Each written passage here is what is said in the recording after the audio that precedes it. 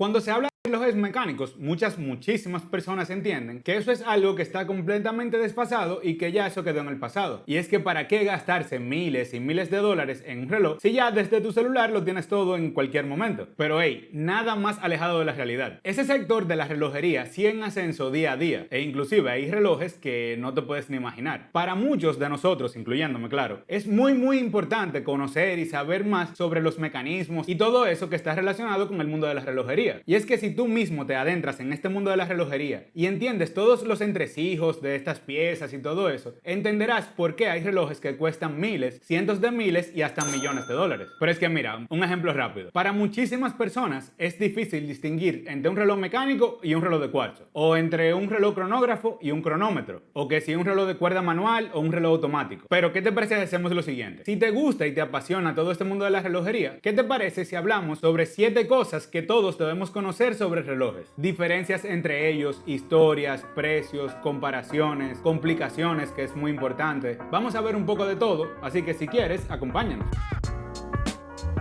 Diferencia entre un reloj de cuarzo y un reloj mecánico.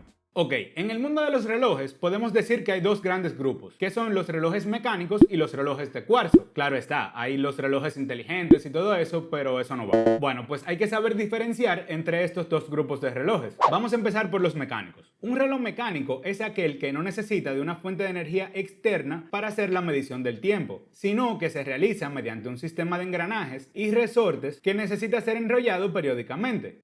Y por otro lado, entonces, están los relojes de cuarzo, que estos son relojes electrónicos que tienen en su interior una pequeña lámina de cuarzo recubierta por un cilindro metálico, el cual, recibiendo energía de una fuente externa, dígase una pila o una batería, se genera una cierta cantidad de pulsaciones y así se activan las manecillas del reloj. Pero para entender eso mucho más fácil todavía, los relojes mecánicos, a diferencia de los relojes de cuarzo, lo que tienen en su interior no es una batería o pila, sino que es un muelle que almacena esa energía que viene ya sea de darle cuerda de forma manual, y este muelle, después de estar cargado, va distribuyendo la energía poco a poco.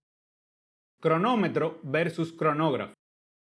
Otra cosa que debemos saber distinguir rápidamente es la diferencia entre un reloj cronógrafo y un cronómetro. Un cronómetro es una variante de un reloj convencional que se utiliza para medir fracciones de tiempo muy pequeñas. A diferencia de un reloj tradicional, un cronómetro es un reloj que te da la hora con una altísima precisión, y algo muy importante es que se puede identificar un cronómetro rápidamente porque su precisión ha sido aprobada y certificada por algún instituto o centro de control de precisión, como el COSC.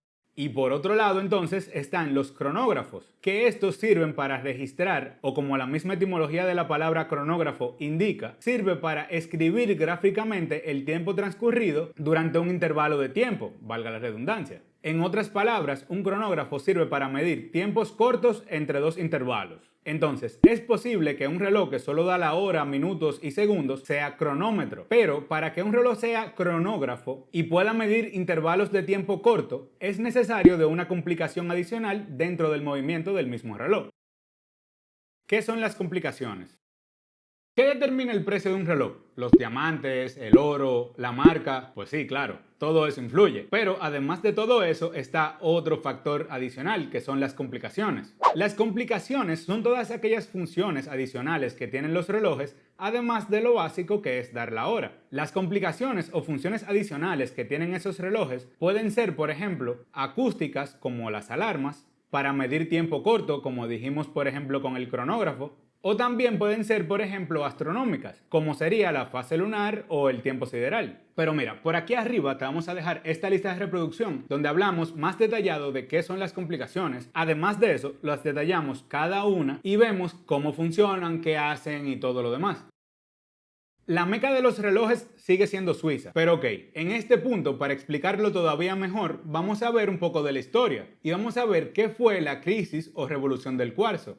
Durante la Segunda Guerra Mundial, puesto que Suiza se mantuvo al margen y neutral, a diferencia de otros grandes fabricantes de relojes como eran Alemania o Japón, que la industria relojera en estos países quedó completamente en ruinas, pero bueno, como Suiza siempre estuvo al margen durante la guerra, se mantuvo desarrollando relojes y esto les dio, podemos decir, que la oportunidad de crear un monopolio dentro de la industria relojera. Pero ahí llega entonces la revolución o crisis del cuarzo, depende de cómo se mire, que resumiendo muy brevemente, la crisis crisis del cuarzo o revolución del cuarzo fue llamada así en el mundo de la relojería después del gran impacto que causó entre la década de los 70s y los 80s la llegada de los relojes de cuarzo al mercado, que literalmente destronó todos los relojes mecánicos a nivel global. Bueno, pues a pesar de eso, los suizos, que como dijimos antes, estaban controlando el mercado de los relojes en ese momento, decidieron ponerse de cabeza dura y no seguir la corriente del cuarzo, y seguir atados a sus relojes mecánicos, ya que ellos decían que la excelencia en la relojería era uno de los componentes más importantes de la identidad de los relojes suizos, lo cual, como se pueden imaginar, fue un grandísimo error, porque desde ese momento empezó la gran popularidad del cuarzo y muchísimas casas relojeras que antes eran súper rentables y dominaban el mercado, empezaron a caer y a desaparecer. Para que se hagan una idea, entre el 1970 y el 1983, las empresas relojeras suizas pasaron de ser más de 1.600 a solo 600 y de tener más de 90.000 puestos de empleo a solo 28.000. Bueno, pues hoy en día ya eso cambió nuevamente. La meca de la relojería es Suiza y es donde se concentran los grandes grupos relojeros como por ejemplo son Swatch o Richemont, además de otras poderosísimas marcas como por ejemplo son Rolex,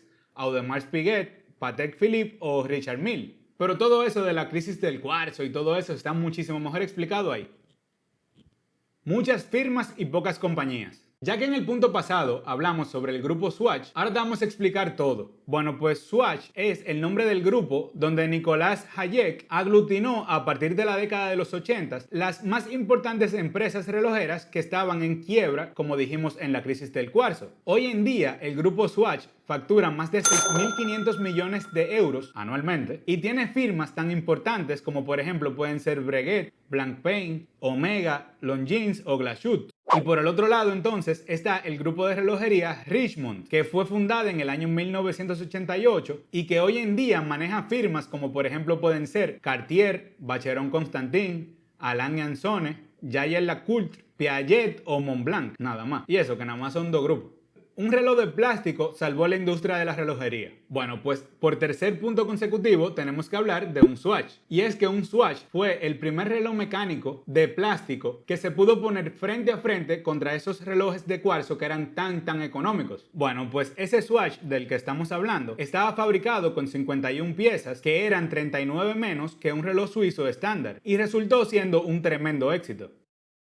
Los Rolex no son los relojes más caros. Aunque muchísimos de ustedes deben de tener eso más que claro, muchísimos otros piensan que los relojes Rolex son los relojes más caros y no, para nada, ni cerca. Si hablamos de relojes caros de verdad, aquí entran muchas otras marcas como por ejemplo pueden ser Patek Philippe, Vacheron Constantin, Audemars Piguet o uno que para muchos tiene un precio sumamente exagerado e inflado y son los Richard Mille. Si nos quedamos solo con los Richard Mille, podemos poner por ejemplo el RM027 de Rafa Nadal que tiene un precio de unos $850.000. Otro ejemplo, el RM026 Panda que anda por $1.600.000 o el RM5602 que el precio sobrepasa los 2 millones. Esos son relojes caros. Si te gustan los relojes y quieres conocer más sobre todo eso que hablamos antes, por aquí te vamos a dejar la lista de reproducción que ya mencionamos para que pases a verla. Y también si presionas ese botón que apareció por aquí, te suscribes y así nos acompañas en futuros videos. Esperamos que estés muy bien y nada, nos vemos en la próxima.